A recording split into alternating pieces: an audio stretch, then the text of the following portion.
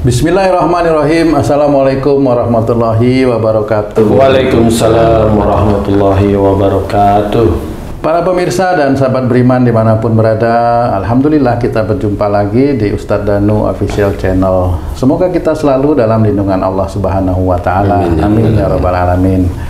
Nah, di video kali ini kita akan ngaji lagi bersama guru kita semua, Pak Ustadz Danu. Assalamualaikum Pak Ustadz. Waalaikumsalam warahmatullahi wabarakatuh. Amin. Assalamualaikum Bang J. Waalaikumsalam Pak Tung. Amin. Alhamdulillah. Sahabat beriman dimanapun berada, ada berita viral nih Pak Ustadz. Kita dengar ada berita viral, cukup viral dan mengejutkan bagi saya. Ini ada seorang anak SD Pak Ustadz ya, itu HP-nya dijual oleh ibunya. Tiba-tiba anak kecil ini ngamuk-ngamuk, depresi, mukul dirinya, marah-marah sama orang tuanya. Padahal anak ini kan kalau saya pikir masih kecil ya Pak Ustadz. Masalah HP bisa sebegitu depresinya seorang anak kecil sampai menyakiti dirinya sendiri dan mengamuk kepada orang tuanya seperti itu Pak Ustadz. Itu bagaimana bisa sebenarnya terjadi seperti itu di usia yang masih SD lah, boleh dikatakan seperti itu Pak Ustadz. Apa emang gitu tuh? Ngamuk itu apa memang dari kecil sampai besar sama gitu anunya itu loh Pak Ustadz? Apa namanya itu, potensi yang diderita oleh seseorang mengalami depresi seperti itu Pak Ustadz? Ya. Bismillahirrahmanirrahim. Assalamualaikum warahmatullahi wabarakatuh. Waalaikumsalam warahmatullahi wabarakatuh. Amin ya Rabbal Alamin. Jadi tidak ada suatu musibah itu yang Allah tidak mengizinkan. Atas izin Allah semua. Pasti atas izin Allah. Dan musibah itu tiap orang itu bisa beda-beda ataupun sama tapi kadarnya yang beda bisa. Kalaupun ada cerita yang viral seperti tersebut, anak kecil ya. Itu kalau saya melihatnya di sini. Ini ngamuknya dia ngamuk beneran atau ngamuk depresi. Bedanya apa beneran sama depresi? Kalau menurut saya, orang yang ngamuk beneran itu matanya tetap dia fokus. Mata itu setiap hari dia fokus, bisa lihat orang, bisa ngomong normal. Nah itu ngamuk, itu bukan depresi, dia memang marah. Gitu. Kemudian mukul diri sendiri itu dilihat pada waktu mukul itu dia ngalamun kosong atau dia tetap fokus. Kalau dia tetap fokus, dia bukan depresi menurut saya ya. Tapi itu adalah dia mencari perhatian. Cuma perhatiannya adalah menyakiti dirinya sendiri. Tapi itu tetap butuh perhatian. Jadi nomor satu, depresi itu diawali biasanya tidak bisa tidur, kemudian jantung itu degupnya terus kenceng seperti itu, kemudian keringat dingin, gelisah, mamanya itu begitu urutannya.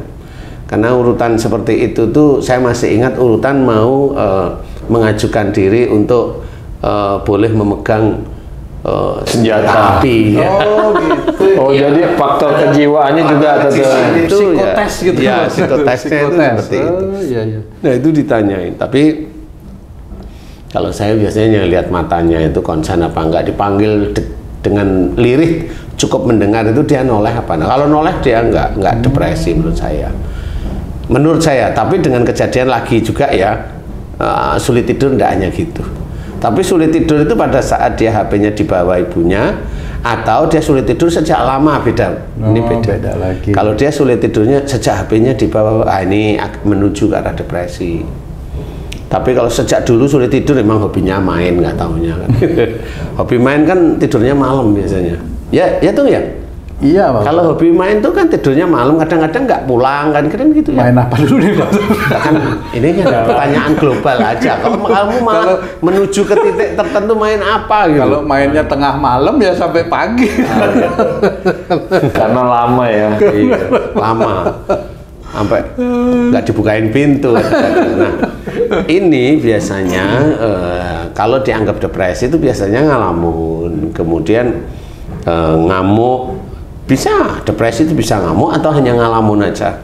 Kalau depresinya itu ngamuk, ini beda dengan yang marah beneran ya. Kalau dia dilihat Ini dia sehari-hari tidur normal, kemudian bukan sulit tidur, dia tidurnya normal, kemudian dia ngamuk-ngamuk, kalau nggak mukul-mukulin sendiri. Tanya aja tidurnya normal, jam berapa tidur?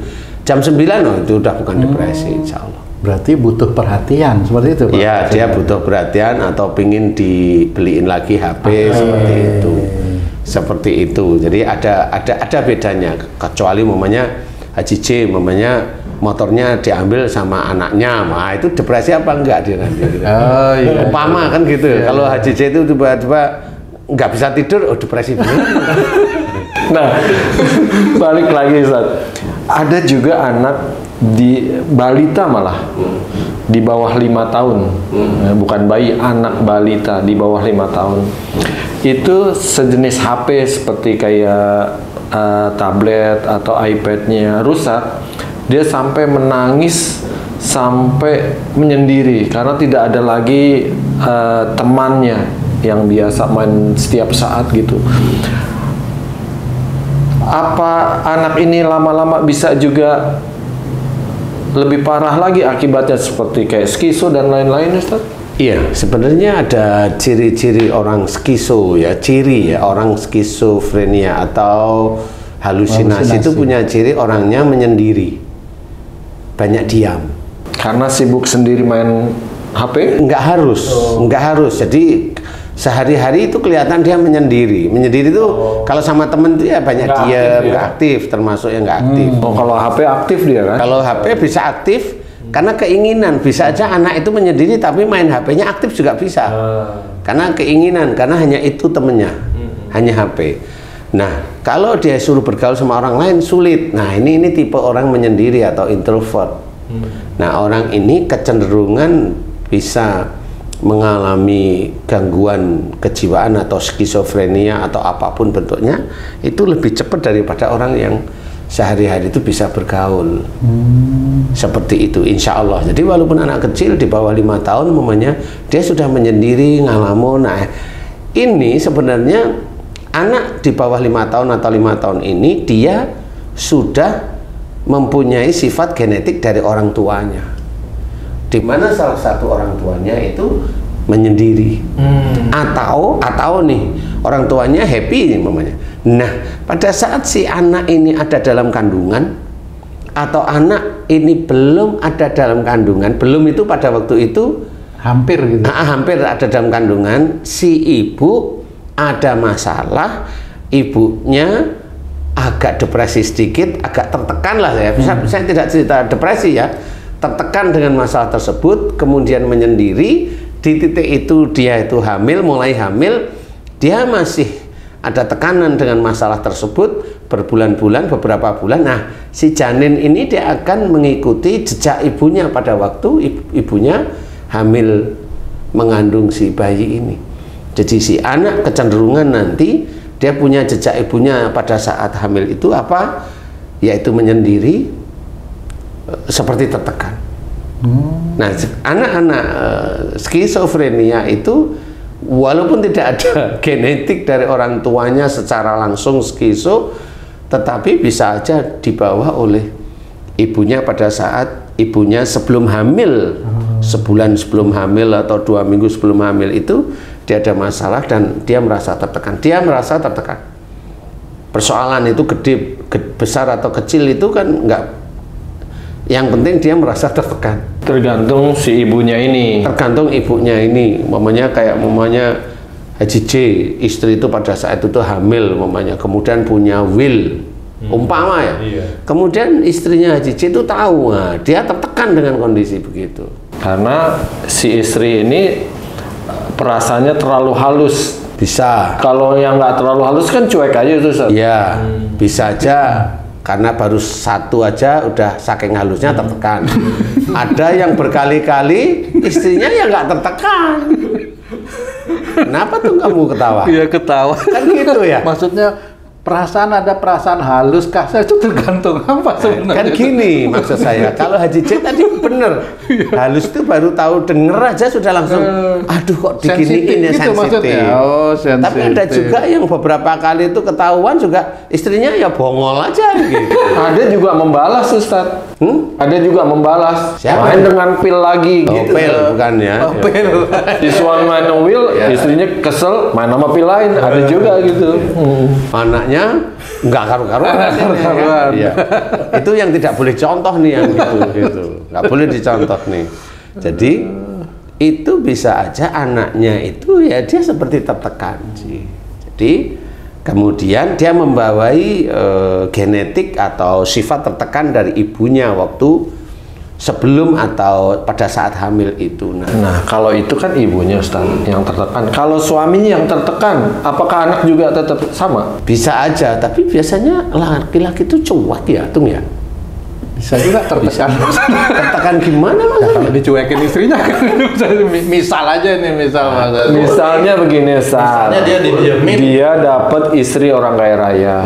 Pas saat hamil, mertuanya, istrinya selalu merendahkan suaminya. Itu nanti suaminya biasanya bukan tertekan, dia jengkel sama mertuanya, marah. Kemudian dia diem nggak bisa. Iya, bener, dia marah, tapi diem. Akhirnya dia punya prinsip, aku nggak usah ngomong aja dengan mertuaku, kan gitu. Iya. Itu anaknya insya Allah itu nanti speech delay. Oh. Jadi beda-beda memang seperti itu. Dia speech delay karena marah dengan mertuanya, karena tidak dianggap. Kemudian dia itu, kalau dia hanya diem aja, anaknya speech delay. Tapi kalau dia itu aku harus bisa, tapi diem, ya, anaknya biasanya nanti autis. Jadi memang banyak dari hal tersebut yang tidak ditemukan oleh teman-teman dokter atau peneliti itu ya karena itu. Ini kejiwaan secara Islami. Makanya kenapa dianjurkan orang Islam itu kalau hamil atau sebelum hamil itu sering-sering baca Quran. Bukan baca Quran biar anaknya itu ganteng kayak Nabi Yusuf. Baca surat Yusuf malah itu. Baca. Bukan seperti itu. Baca Quran itu karena kalau orang Arab dianjurkannya begitu karena bahasanya Arab ya. Kalau orang Indonesia ya mbok baca tafsirnya sehingga tahu. Jadi bukan baca Qurannya aja. Jangan terus kemudian saya bilang baca tafsirnya, lo baca Quran aja itu kan dapat rahmat. Lo iya. Ini bukan ayel-ayel. Ini memberikan ilmu agar faham gitu apa yang harus dikerjain. Masa umumnya baca Quran pas nanti dilalah bacanya pas Nabi Musa ketemu sama Fir'aun. Nggak mau baca karena takut anaknya kayak Fir'aun. Kan nggak seperti itu gitu. Jadi insya Allah seperti itu. Jadi anak-anak itu kalau mamanya tadi itu ngamuk, kalau ngamuknya tidak dengan diawali dari tidak bisa tidur, itu ngamuk biasa, marah lah istilahnya, keinginannya ingin dipenuhi. Kalau maunya dia mukul diri sendiri, itu ingin diperhatikan. Itu satu. Kemudian kalau memang depresi bener, dia diem ngalamun, tiba-tiba langsung mengamuk aja deh dengan ibunya atau banting aja sesuatu, karena ngamuk itu kan nggak ada tujuan ya. Tapi kalau dia ngamuknya hanya sama ibunya ya bisa aja kalau memang itu depresi, tapi jarang. Karena depresi itu tidak mempunyai, menurut saya itu tidak mempunyai lawan pada saat dia depresi. Ngamuk aja dia, nggak ada orang pun ngamuk dia. Nah ini depresi. Ya kalau saya suruh jelasin kenapa ngamuk, itu ada jinnya. Kenapa jinnya? Dipegang oleh Dajjal biar ngamuk kan gitu. Nah itu akan sulit dibetulkan kecuali memang harus kembali ke jalan Allah. Jadi anak seperti itu yang harus diberi nasihat itu orang tuanya. Kalau anaknya kan nggak bisa. Selalu berhubungan ini Pak Ustadz ya, anak kecil sama orang tuanya ini selalu berhubungan, sifat-sifat itu selalu masuk gitu ya Pak Ustadz ya. Iya, dengan orang nggak bisa serta-merta langsung ini karena depresi gitu, nggak bisa juga ya Pak Ustadz ya. Harus dilihat, dirunut gitu kejadiannya gitu. Jadi manusia sekarang itu kalau ada suatu masalah itu hanya masalah itu aja ya. Dia tidak mau ngerunut kenapa masalah itu muncul. Jadi tidak pernah mau tahu bahwa orang yang tersandung, orang yang kena duri, orang yang dapat musibah, sebenarnya itu dari perbuatan dia sendiri. Jadi orang itu jarang sekali memahami karena tidak pernah dianjurkan untuk faham. Jadi pada saat dia itu mendapatkan musibah, Ya taunya, oh ini dari Allah aja. Jadi dia tidak mau berpikir bahwa ya musibah itu memang diizinkan oleh Allah Ta'ala karena kesalahan dan dosa-dosa kita. Itu sudah dijelaskan dalam Quran.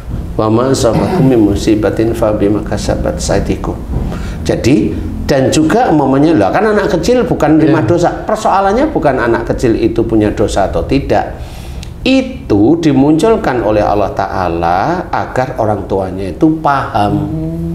Jadi jangan berpikir kalau Allah itu dolim, gitu loh maksudnya. Malah jadi petunjuk untuk orang tua, Pak. Iya, agar orang tuanya itu kembali ke jalan Allah. Sebenarnya seperti itu. Makanya kalau dia hanya nyerahin ini pada dokter, pada ini, ya memang tidak akan selesai. Bisa aja si anak itu memang terus saja dia akan depresi terus sampai kapan ya? Sampai meninggalnya. Karena nggak ketemu. Benar. Nah orang tuanya hanya nyerahin. Kenapa? Karena yang lain-lain, umpamanya kalau dia dengerin kajiannya nggak pernah diajarkan seperti itu. Kenapa tidak pernah diajarkan? Taunya kalau sakit suruh baca ini, baca itu, ya dia udah berkali-kali jadi nggak bisa. Itu kejiwaan itu adalah memang Allah yang mengizinkan terjadi apapun musibah itu terjadi, itu pasti dari perbuatan kita. Jadi kita harus memahami. Nah, kalau itu anak ya orang tuanya dikasih tahu. Kalau dia ngamuk-ngamuk berarti orang tuanya itu ada salah satu atau dari dua-dua orang tuanya. Itu kalau nggak keturutan ya ngamuk umpamanya. Pelajarannya di situ. Ya, kalau nggak keturutan ngamuk umpamanya. Ya begitu itu ngambek. Jadi yang harus diketahui itu bahwa anak yang seperti itu depresi itu harus tahu. Boleh taunya itu dari dokter jiwa boleh kan gitu. Nah, cara ngatasinya gimana? Mohon ampun, umpamanya anaknya itu ngamuk umumnya dan depresi bener nih. Nah, mohon ampun nih orang tuanya yang hobinya ngambek, ngamuk, itu harus paham itu saya dan harus mohon ampun kepada Allah Ta'ala. Introspeksinya langsung kepada orang. Iya. Orang Islam rata-rata itu tahu kalau mohon ampun itu dianjurkan, tapi ya tahu, sekedar tahu aja di sini. Mengakui salahnya yang tidak mau rata-rata tidak mau rata-rata. Lalu hampir sebagian besar ya memang anaknya sakit, anaknya aja yang diobat-obatin, orang tuanya nggak ada perubahan. Malah kadang dimarahin tuh. Sakit kok nggak sembuh-sembuh. Gara-gara HP aja kamu ngamuk kan misalnya itu Ustaz ya, misalnya. Coba kalau sakitnya nggak sakit mana? Sakitnya sakit gemuk gimana, Pak? Makan mulu sih. Itu sih kan gitu. Habis ngabisin gaji kan gitu. Ya. Jadi intinya adalah kalau memang itu anak itu memang depresi seperti itu, orang tuanya harus paham, mohon ampun kepada Allah Ta'ala. Karena anak itu ada gambaran.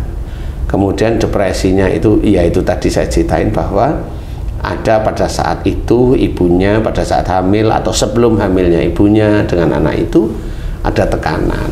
Nah, merasa tekanan itu berat sehingga menyendiri, banyak diem, ngalamun, menyendiri. Di situ nanti janinnya ikut. Ada juga Ustadz orang yang menyadari, oh ini kesalahan saya sebagai orang tua gitu kan, terus dia berubah, tapi dia nggak mohon ampun, itu gimana tuh Ustadz? Ya kan tetap boleh aja, tapi kan hasilnya tidak signifikan. Hasilnya tidak signifikan karena kalau dia itu hanya berubah, saya juga nggak yakin perubahan dia itu totalitas, nggak bisa. Dia hanya cuma saya ingin berubah gitu aja niat, saya ingin hijrah. Kadang-kadang hanya niat aja hijrahnya, tapi betul-betul hijrah itu kemana? Hanya dia yang berubah, tapi dia secara harfiah pada umumnya untuk bersosialisasi belum tentu dia bisa hijrah. Hanya dia yang dulu nggak sholat jadi sholat. Karena hanya gitu aja. Yang dulunya nggak pernah kajian, nah itu untuk dia aja. Tapi untuk lingkungan, malah dia nyala-nyalain lingkungannya. Nah itu bukan hijrah namanya. Nah, sebaiknya itu yang seperti apa itu Pak Ustadz? Yang benar-benar hijrah menurut hijrah itu ya banyak. Semuanya? Semua. Dari mulut yang dulunya ngomong nggak karu-karuan ya belajar diatur. Otak yang mesum ya baru belajar diatur. Nggak bisa otak mesum itu dibiarin, itu kan nggak bisa juga. Betul itu. Gimana tuh caranya Mas? Nah, nanti kamu belajar sama saya kasih tahu ya. Caranya nanti ini beda nih. Nanti ini untuk kamu Haji nggak perlu. Iya itu.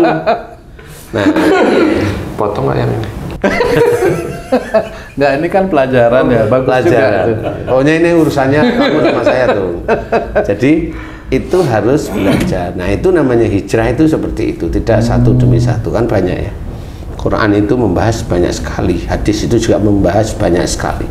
Dari mulai ibadah, dari mulai bersosialisasi, berakhlak, istilahnya sampai ke hukum-hukum yang lain, hukum dagang, termasuk sedekah. Sedekah itu juga kelihatannya gampang, tapi kan harus lillahi ta'ala, itu yang sulit. Karena pada saat seorang sedekah itu niatnya pasti untuk biar dapat proyek.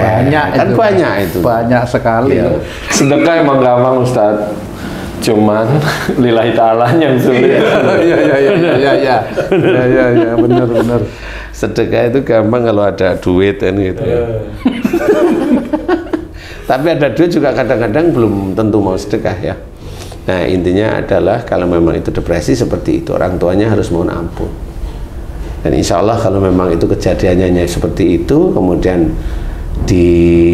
kalau orang Jawa itu direh-reh ya si anak itu, direh-reh itu dirayu-rayu, ditenangin hatinya maksudnya ya, ditenangin hatinya dengan kata-kata yang baik, kemudian dia mau ke arah tidak baik itu nanti dikasih tahu yang baik juga.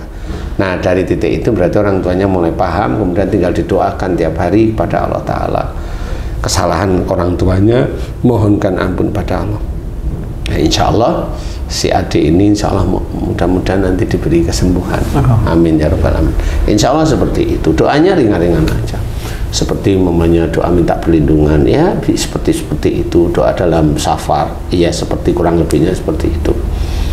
Insya Allah mudah-mudahan kalau memang ada anaknya yang memang depresi ya, kurang lebih caranya seperti itu. Doanya ringan ya, seperti itu tadi saya ceritain bahwa mohon ampunlah kalau kita hobinya ngamuk, mohon ampunlah jika kita itu dulu pernah merasa tertekan pada saat hamil umpamanya, itu dimohonkan ampunan kepada Allah Ta'ala. Ya Allah, jika dulu pada waktu saya belum hamil sampai saya hamil, saya merasa tertekan dengan masalah ini sehingga menjadikan anak saya yang saya kandung yang saat ini bernama ini, dia juga mudah sekali menyendiri, mudah sekali tertekan. Jika itu salah dan dosa saya, ampuni kesalahan dan dosa saya.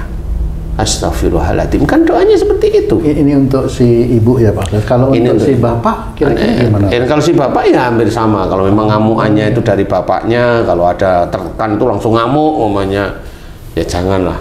Sebenarnya kayak umpamanya ada masalah kan nggak harus dengan emosional ya. Ada masalah itu ya harus belajar. Kalau memang kita itu merasa kita itu Islam ya harus belajar menurut syariat Islam. Ya untuk suaminya maksudnya yang menjadi penyebab istri tertekan. Bisa itu suaminya, bisa itu mertuanya, bisa itu orang tuanya, kan macam-macam ya. Jadi bisa aja karena suaminya. Bisa aja pada waktu itu suaminya mohon maaf itu ekonominya kurang, jadi kan mau ngomong sama suaminya nggak bisa. Tertekan sendiri. Tertekan sendiri akhirnya sih kan gitu. Jadi kalau memang suaminya ada duit kan bisa bilang, ya aku dari tadi siang belum makan, jadi makan 2 kali 2 bungkus, itu nggak ketertekan dia. Bisa order sendiri.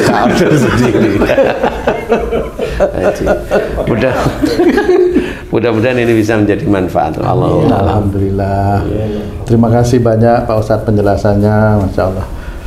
Para pemirsa dan sahabat beriman dimanapun berada, demikian tadi penjelasan dari guru kita Pak Ustadz Danu. Banyak sekali yang harus kita pelajari lagi ya, bagaimana kita mau mengakui kesalahan-kesalahan kita di masa lalu yang bisa berdampak di masa kini yang kurang baik. Mudah-mudahan apa yang disampaikan beliau bisa bermanfaat seluas-luasnya untuk meningkatkan keimanan dan ketakwaan kita kepada Allah Subhanahu wa Ta'ala. Amin ya rabbal alamin. Saya Tung pamit diri, sampai jumpa di video kami yang lain. Wassalamualaikum warahmatullahi wabarakatuh. Waalaikumsalam warahmatullahi wabarakatuh. Alhamdulillah.